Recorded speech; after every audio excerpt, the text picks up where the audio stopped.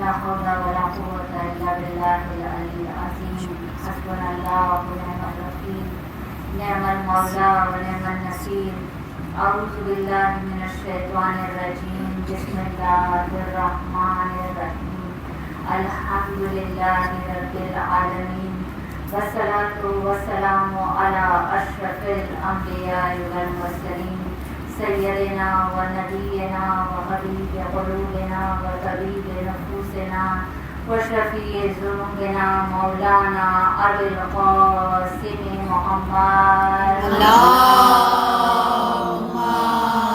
صل على محمد وآل محمد وعجل وعلى أهل بيته الطيبين الطاهرين المعصومين المظلومين ولعنة الله على أعدائهم أجمعين أما بعد فقد قال الله سبحانه وتعالى في كتابه المبين وفرقانه الحميد وقوله الحق بسم الله الرحمن الرحيم هو الذي أرسل رسوله بالهدى ودين الحق ليظهره على الدين كله ولو كره المشركون. تمام تعریفیں تمام حمد و ثنا اس ذات باری تعالیٰ کے لیے جو تمام جہانوں کا خلق کرنے والا اور پالنے والا ہے، اور تمام درود و سلام محمد و آل محمد کے لیے اللهم صل على محمد وآل محمد وعجل فرجهم. اس ممبر پر سالوں سے مولا میری ڈیوٹی لگاتے ہیں نوکری کے لیے. اس کے سارا میرا جانا پہچانا مجمع ہے، اور سب جانتے ہیں کہ میں اپنی مجلس کا جو آغاز کرتی ہوں ابتدائی حصہ مخصوص کرتی ہوں اپنے وقت کے امام زمانہ علیہ السلام. اللهم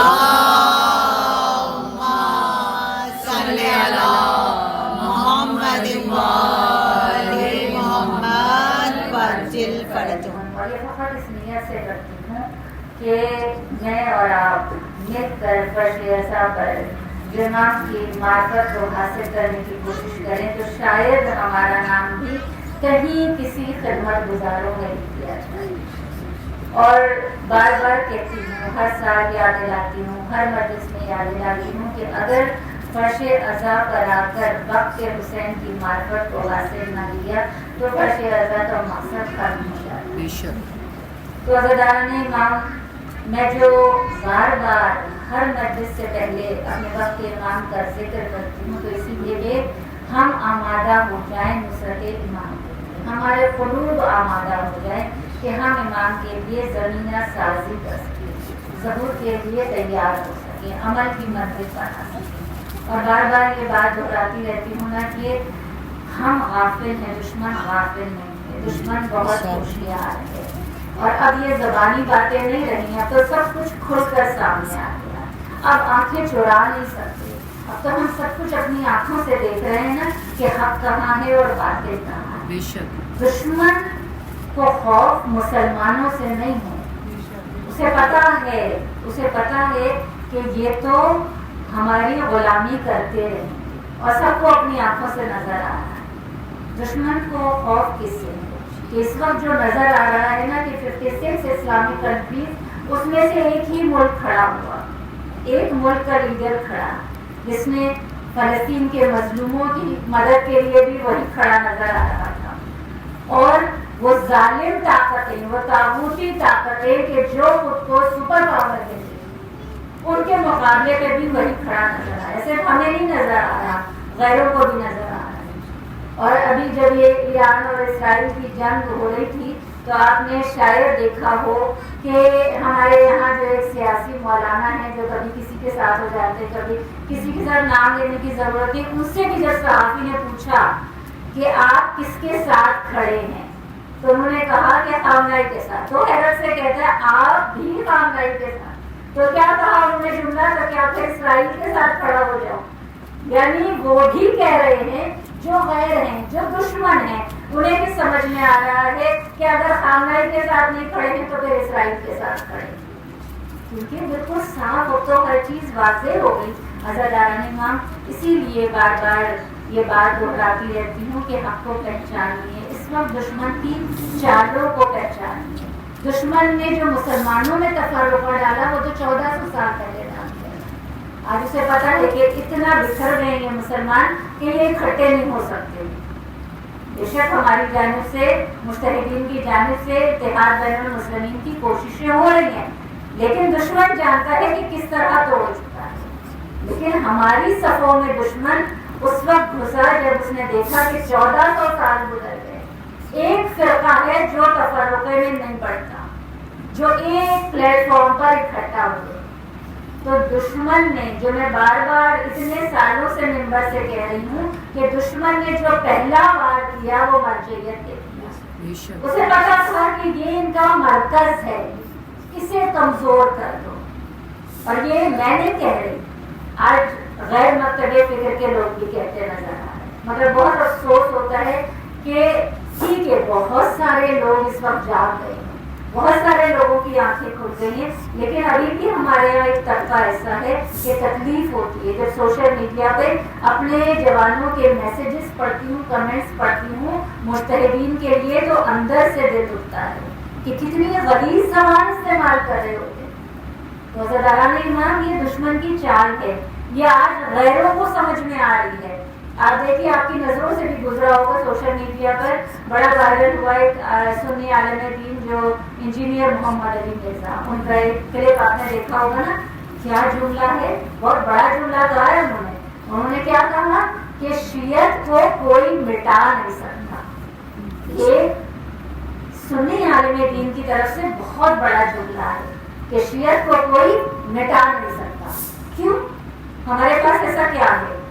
हमारे पास कोई इतनी बड़ी लेटेस्ट टेक्नोलॉजी है, या हमारे बच्चे कोई असला से लेस नजर आते हैं, या हमने कोई छुपकर कोई खुफिया फौज बनाई हुई है?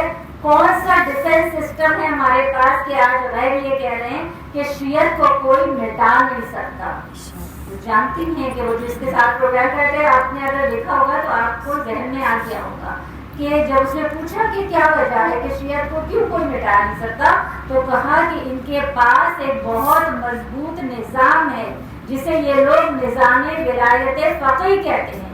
तो इनके पास वो जो फ़क़ी है ना, वो एक जुमला, एक फतवा देता है और ये उठकर खड़े हो जाते हैं। और फिर उसने मिसाल दी, इंजीनियर मोहम्मद अली मिर्जा ने मिसाल दी कि सिस्तानी साहब का वो जो फतवा आया था कि जब शाम में बारिश पहुंच गए थे, तो उसने मिसाल दी कि उस वक्त सिस्तानी साहब के एक फतवे के नतीजे में पूरा इराक खड़ा हो गया था और शाम को दाइश का खाली करा दिया था।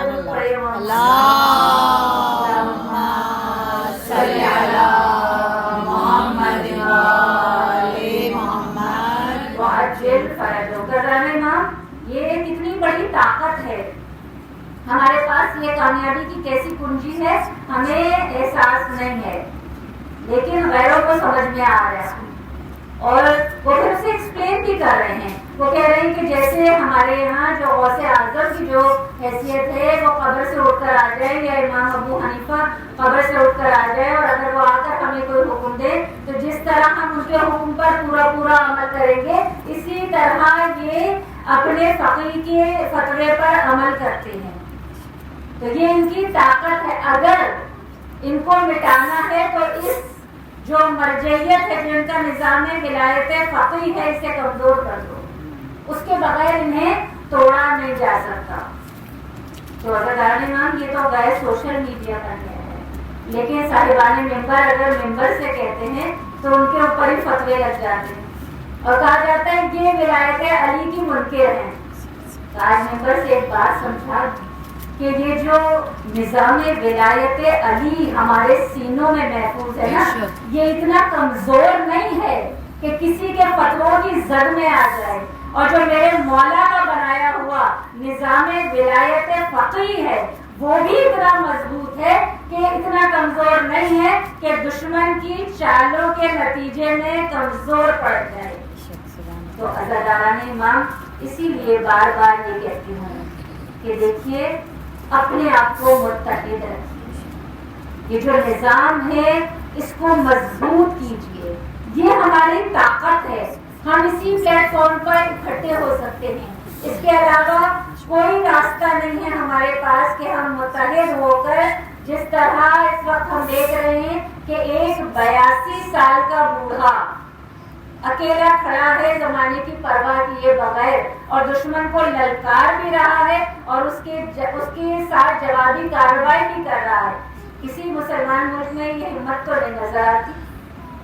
और मैं तो देखती हूँ कि आपने भी देखा होगा, अभी बड़े बड़े मौलाना, बड़े बड़े आलिम दीन मिंबर पर आए, बड़ी मुश्किल से ये जुमले मुँह से निकलते हैं क्योंकि रोटी रोटी लगी हुई है, तो आसान नहीं होता मिंबर पे बैठकर ये कहना। इसलिए ये हम ये सोचते हैं कि मिंबर पे बैठ के लोगों को राजी कर ले और ये भूल जाते हैं कि जिन्होंने मिंबर पर बिठाया है, जिसने ये शहादत अदा की है, वो राजी हो या ना हो, हमें परवाह नहीं होती। मगर अज़ादारान इमाम, मैं हमेशा यही सोचती रहती हूँ कि ये निज़ाम विलायत फ़क़ी जो मेरे मौला का बनाया हुआ है, जब ये इतना मजबूत है कि दुश्मन इतनी चालों के बावजूद, हमारी सफ़ों में घुसने के बावजूद इस निज़ाम को नहीं तोड़ पा रहा, तो वो निज़ाम विलायत अली इब्न अबी तालिब कि जो अल्लाह का बनाया हुआ निज़ाम है, जो इलाही निज़ाम है, उसको कौन तोड़ सकता है?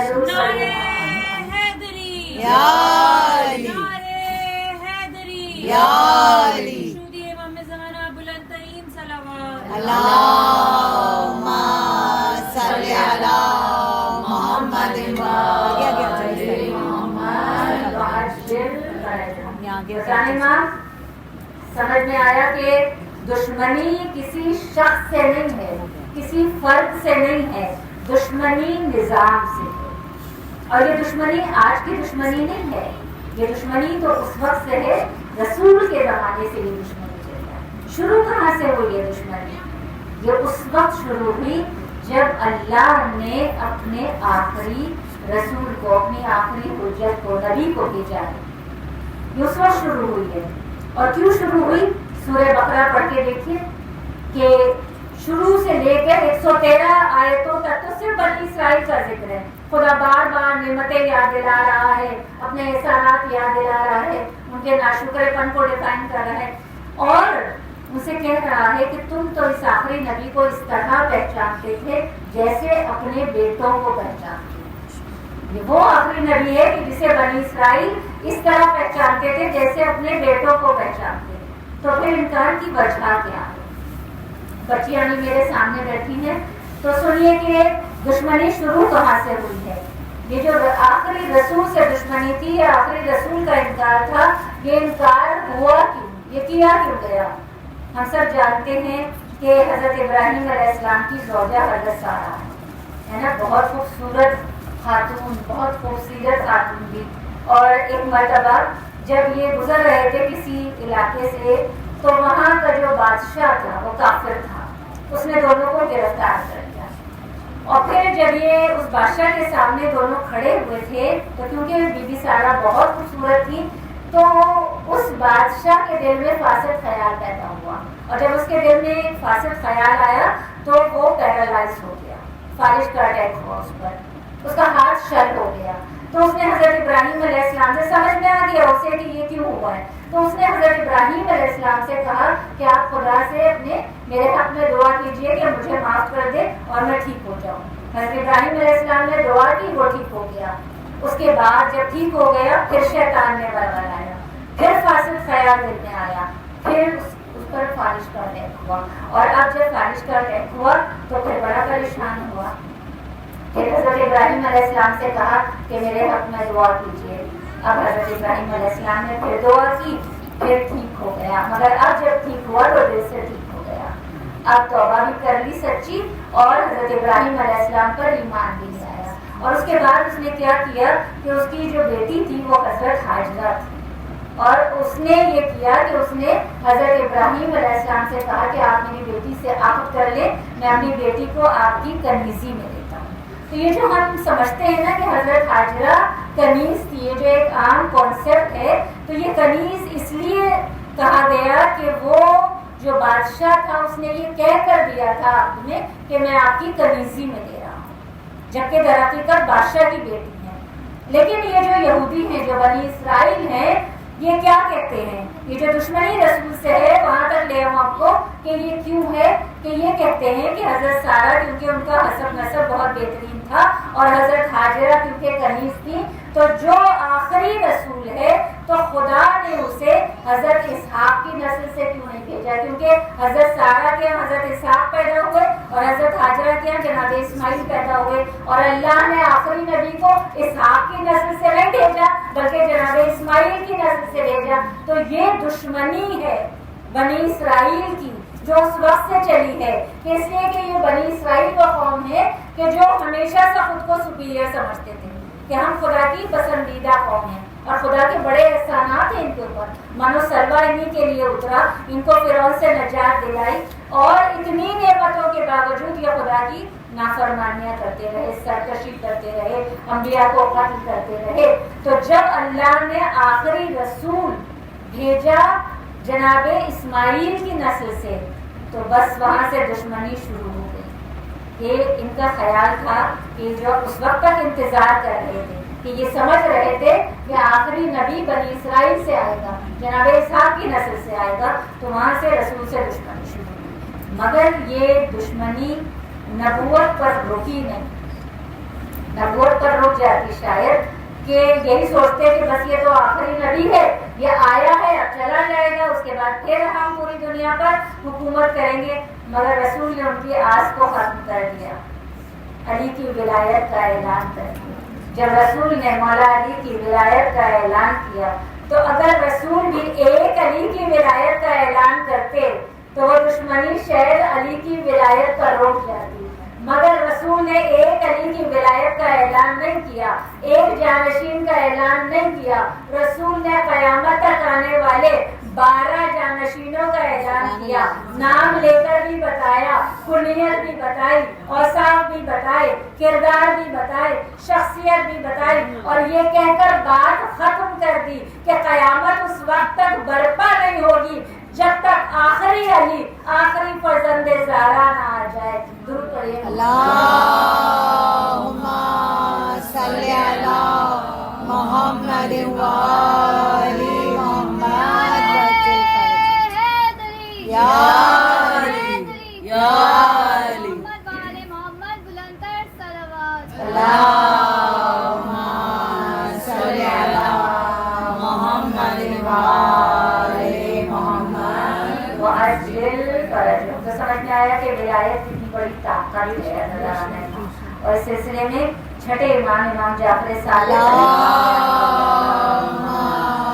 صلی علی محمد وآل محمد وعجل فرجهم۔ میرے مولا فرماتے ہیں کہ تمہارے تمام اعمال کی قبولیت ولایت کے ساتھ مشروط ہے، اور ہم تم پر 3 حق رکھتے ہیں۔ پہلا حق یہ کہ ہمارے فضائل کی شناخت کرو، دوسرا حق یہ کہ ہماری پیروی کرو، اور تیسرا حق یہ کہ ہمارے قائل کے ظہور کا انتظار کرو۔ تو ہم کتنے خوش نصیب ہیں آزادانہ امام کہ ہمارا پہلا وہ ہے کہ جس کا ذکر عبادت ہے، کہ جس کے لیے نبی کہہ رہے ہیں ذکر علی عبادہ، حب علی عبادہ، علی کا ذکر عبادت ہے، علی سے محبت عبادت ہے، اور ہمارا آخری وہ ہے کہ جس کا انتظار عبادت ہے۔ درود پڑھیے۔ اللہم صلی علی محمد وآل محمد وعجل فرجهم۔ تو بس دعا گو ہوں بارگاہ رب العزت میں کہ پروردگار عالم ہمیں صحیح معنی میں حق و باطل میں تمیز کرنا سکھا۔ اللہ آمین۔ پروردگار عالم ہمارے شعور کو اتنا بیدار کر دے کہ ہم حق اور باطل کو پہچان سکیں۔ اللہ آمین۔ پروردگار عالم ہمیں صحیح معنی میں وقت کے امام کا سچا خدمت گزار بنا دے۔ اللہ ہمیں آمین۔ ہماری اولاد کو، ہماری آنے والی نسلوں کو پروردگار امام زمانہ علیہ السلام کے ناصرین میں شامل کرے۔ اللہ آمین۔ ایک بلند تر صلوات پڑھیں۔ اللہم صلی علی محمد وآل محمد وعجل فرجهم۔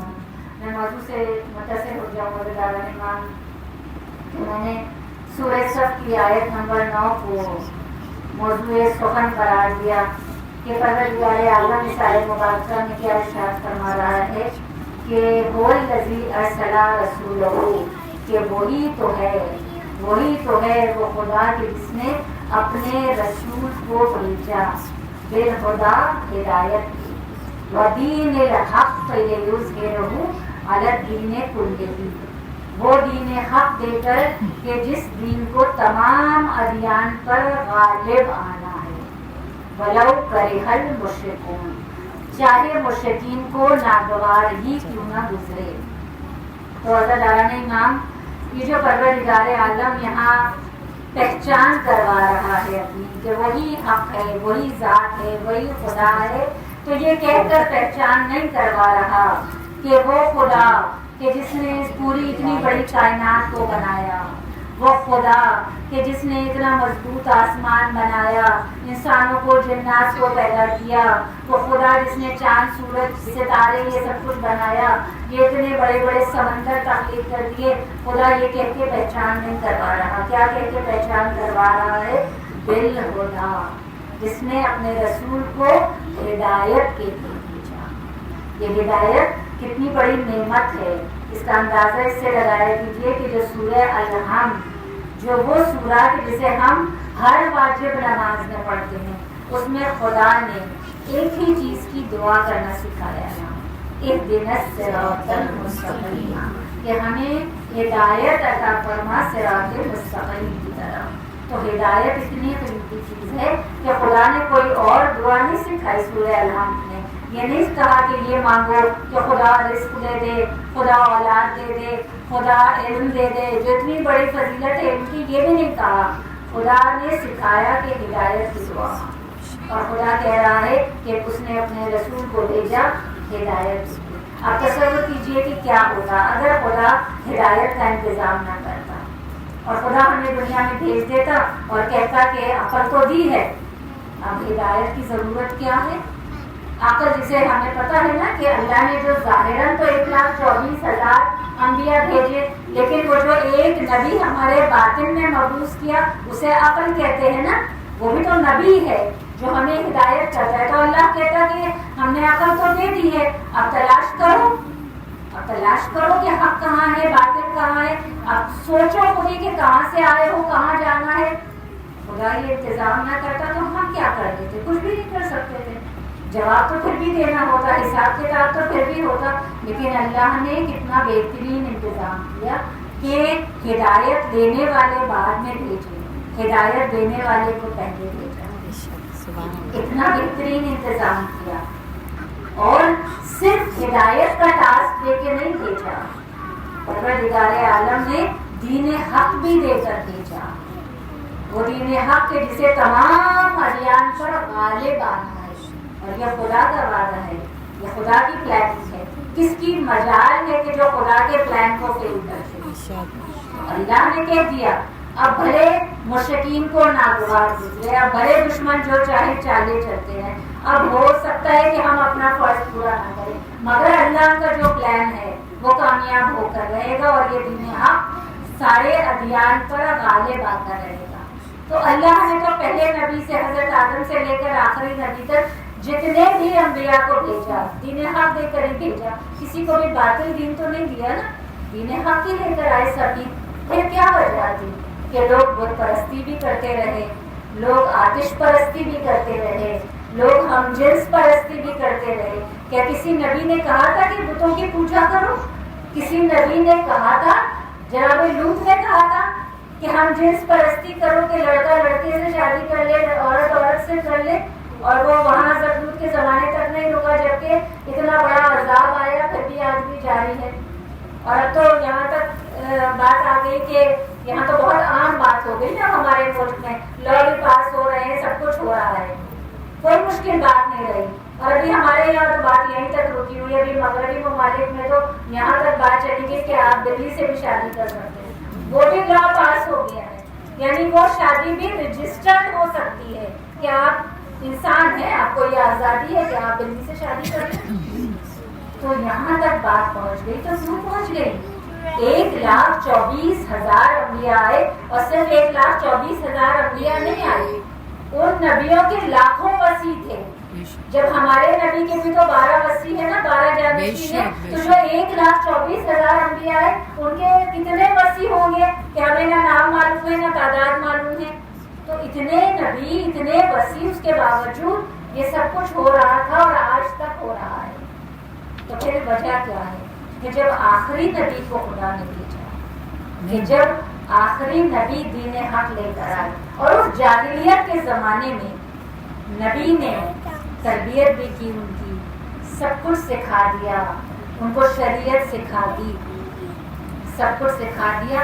اور اس کے بعد جب حج کے لیے جا رہے ہیں، حج کر کے واپس آ رہے ہیں، جب سب کی تربیت ہو گئی نا، 40 سال تو نبی اس دور جاہلیت میں نبوت کے اعلان سے پہلے بھی تربیت کرتے رہے، اور پھر نبوت کا اعلان کیا، عبادتیں سکھا دی، حلال حرام سب کچھ بتا دیا. اور پھر جب حج پہ گئے تو جب سب حاجی بھی بن گئے، گناہوں سے پاک ہو کر آ رہے ہیں، اس وقت رسول نے علی کی ولایت کا اعلان کیا.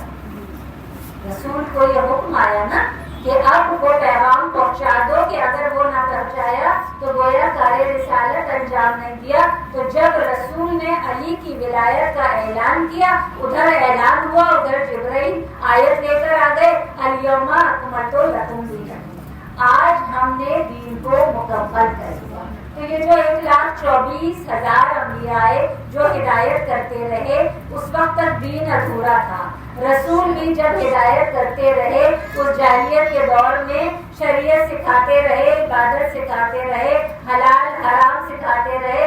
خدا نے نہیں کہا کہ میں نے دین مکمل کر دیا. ادھر علی آ گئے، ادھر جبرائیل آئے آیت لے کر، الیوم اکملت لکم دینکم، آج ہم نے تمہارے دین کو مکمل کر دیا. تو سمجھ میں کیا آیا کہ ساری شریعتیں ایک طرف، ساری عبادتیں ایک طرف، انبیاء کی نصیحتیں ایک طرف، ساری ہدایتیں ایک طرف، اور ولایت علی ایک طرف. اس لیے کہ جب ولایت علی کا اعلان ہوا، خدا نے اس سے پہلے قرآن میں یہ آیت نہیں اتاری، اس وقت یہ آیت اتاری کہ جب علی ولی اللہ کو دین کا جز بنا دیا، اس وقت کہا الیوم اکملت لکم دینکم، آج ہم نے تمہارے دین کو مکمل کر دیا.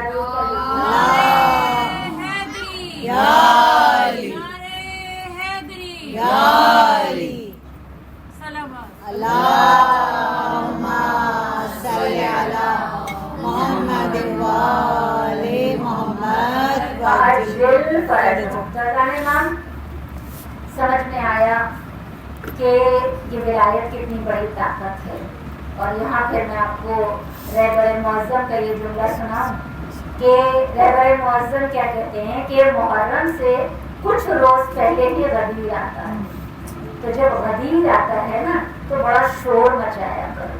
ہم جانتے ہیں نا کہ ایران میں عید الفطر اتنے شان و شوکت سے نہیں منائی جاتی جیسے عید غدیر منائی جاتی.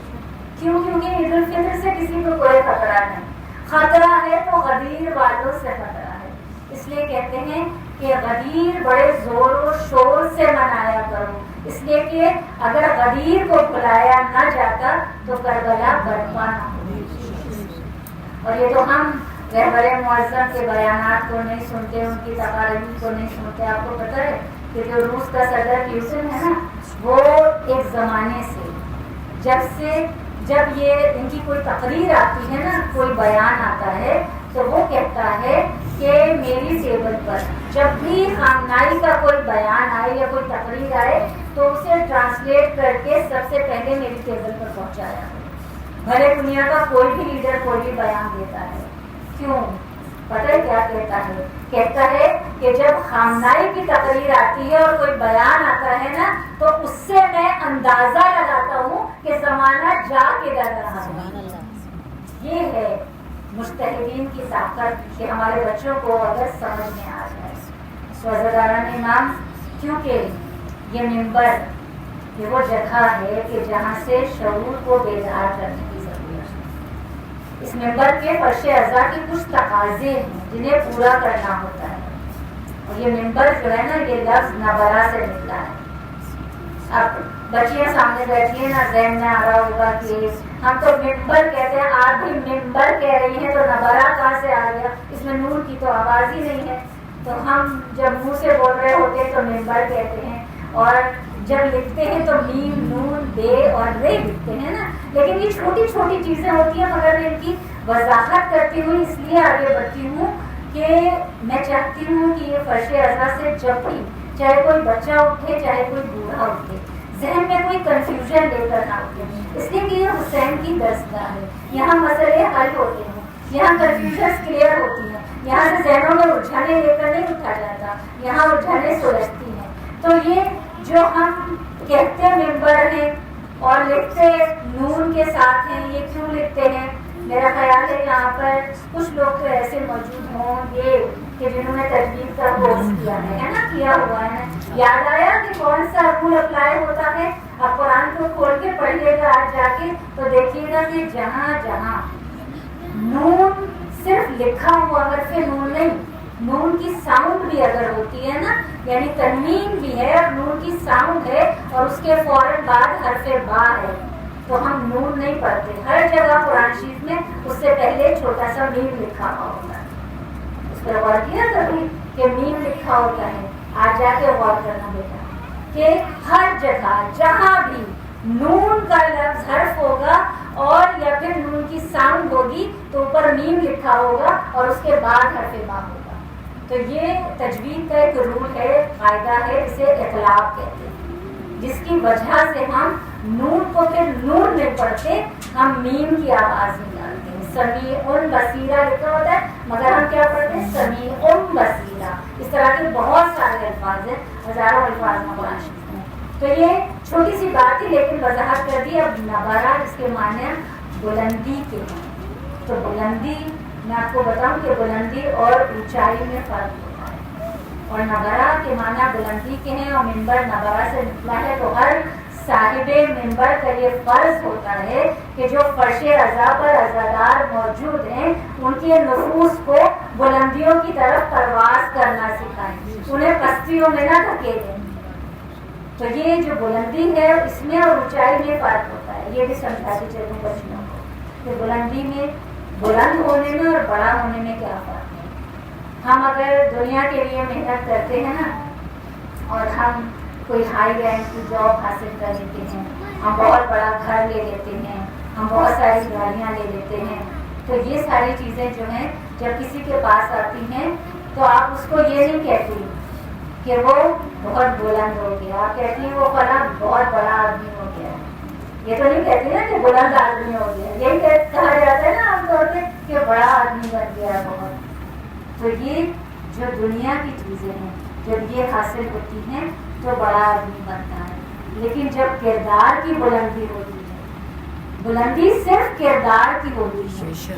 ارتقاء کی منازل جسم نہیں طے کرتا، روح طے کرتی ہے. تو اگر روح کو بلند کرنا ہے تو پھر اس در پہ آنا پڑے گا کہ جس در پہ آ کر جس انسان کے سامنے کائنات کی ساری بلندیاں کھینچ نظر آتی ہیں کہ جو باد نبی ایسا بلند ہے کہ جس کے نام کے معنی بھی بلند ہیں، اور جب وہ نام زبان پر آ جاتا ہے تو بے ساختہ یہ فضیلت بھی زبان پر آتی ہے کہ علی کا نام بھی علی، علی کا کام بھی علی، علی کا مقام بھی علی، علی کا مزاج بھی علی، علی کی معراج بھی علی، علی کی گفتگو بھی علی، علی کی جستجو بھی علی، علی کا کردار بھی علی، علی کا معیار بھی علی، علی کی گفتار بھی علی، علی کی تلوار بھی علی، علی کی مسجد بھی علی، علی کا منبر بھی علی، علی کی مسند بھی علی، علی کا محضر بھی علی، علی کا لشکر بھی علی، علی کا قلندر بھی علی، علی کا نبی بھی علی اور علی کا خدا بھی علی.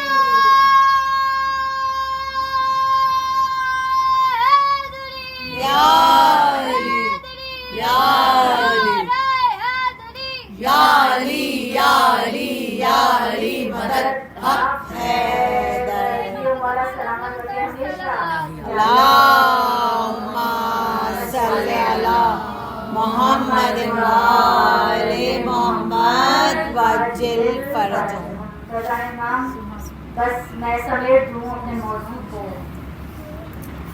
کہ جو ہر دفعہ ہر مجلس میں ہر جگہ ممبر سے جو کہتی رہتی ہوں کہ امام کی نصرت کے لیے خود کو آمادہ کریں، امام کے ظہور کے لیے تیار ہوں، عمل کی منزل پر آئیں، بار بار کہتی ہوں.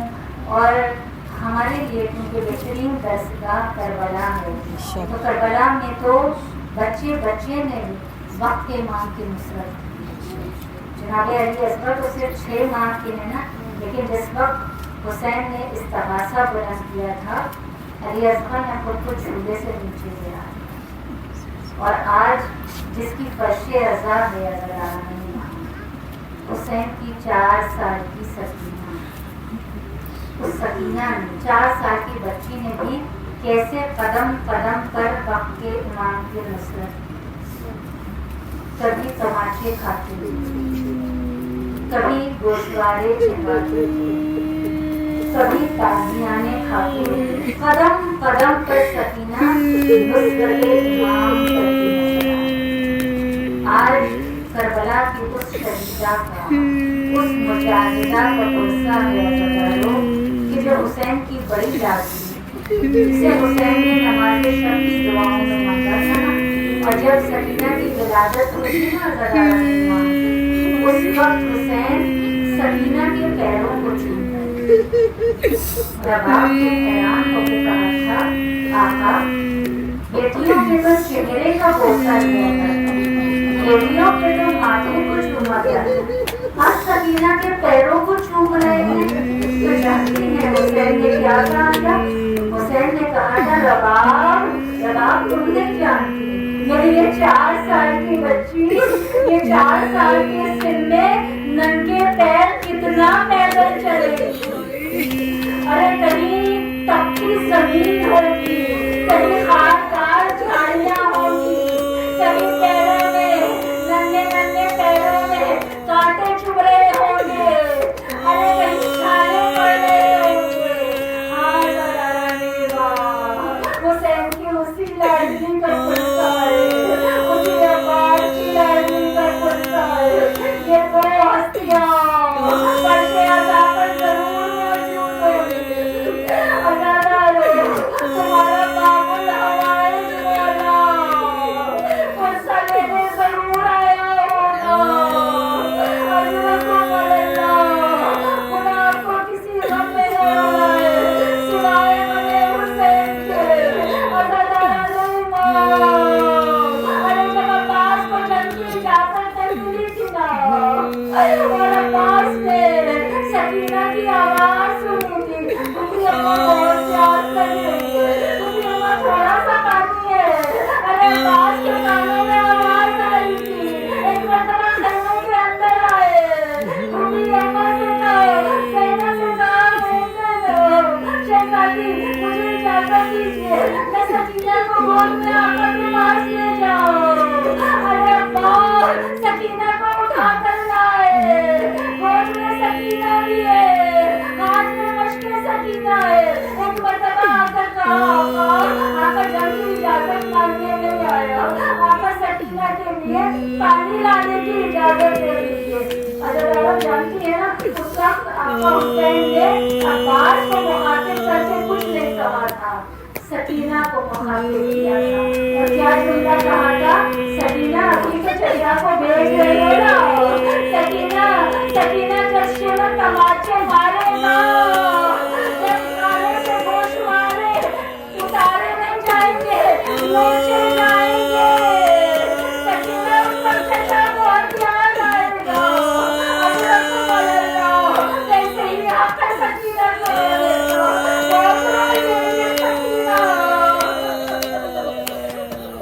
ارے کیسے قدم قدم پہ نصرت کی ہے، جانتی ہے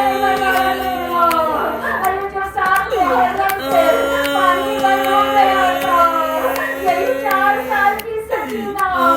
ارے سارے بچوں کو سمیٹے ہوئے، سارے بچوں کو لے کے کیسے رہتی تھی، سارے بچوں کو تسلی ہوئی ہے، کیونکہ چھوٹے چھوٹے بچے ہیں نا، سب الاتش پکار کے رہے ہیں. سکینہ ہر بچے کو دلاسا دیتی جا رہی ہے، بس تھوڑی دیر انتظار کر لو، ابھی چچا آتے ہوں گے. ارے سکینہ کو کیا پتا،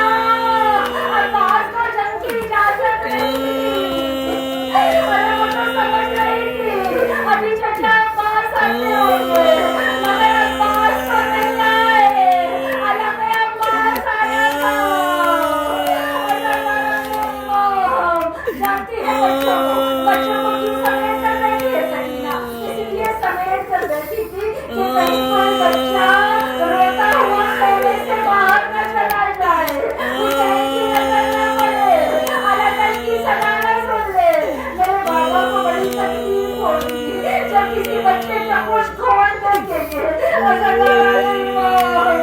बच्चों को समझा रही है मगर अब्बास नहीं आए, शामे गरीबा आ गई, खैमों में आग लग गई। अरे वही सकीना तमाचे खाती हुई, ताकियाने खाती हुई, सब्र की मंजिलें तय करती, जिंदाने शाम में आ गई। अरे वो अंधेरा जिंदा कि सकीना अंधेरे से बड़ा घबराती थी। आज भी हम लाइट्स बंद करते थे ना, उस अंधेरे को याद करते, सकीना की बेबसी को याद करते कि मेरी शहजादी अंधेरे से बड़ा डरा करती थी। अरे वही जिंदाने शाम जिससे रिहाई की बड़ी आरज़ू थी सकीना को।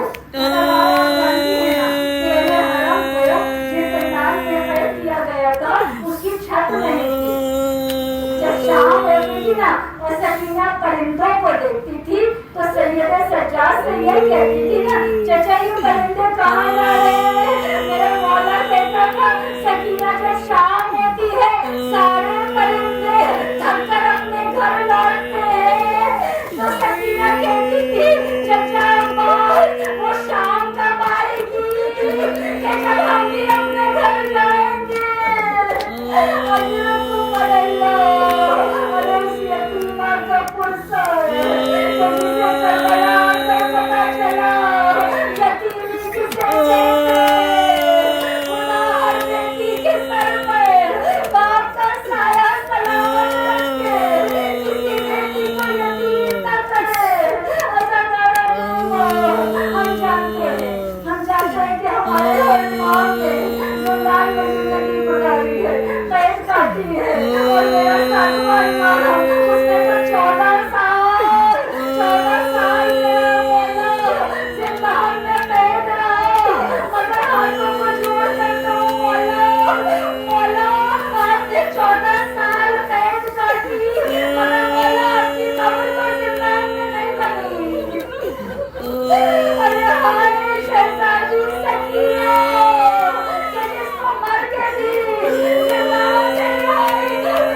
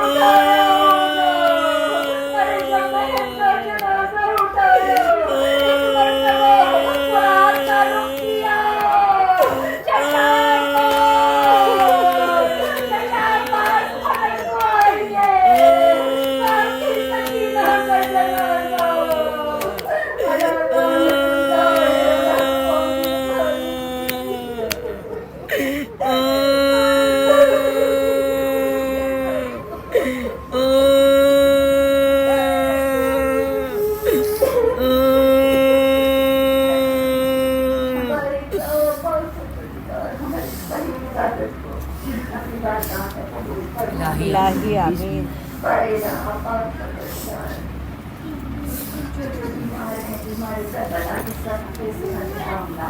الہی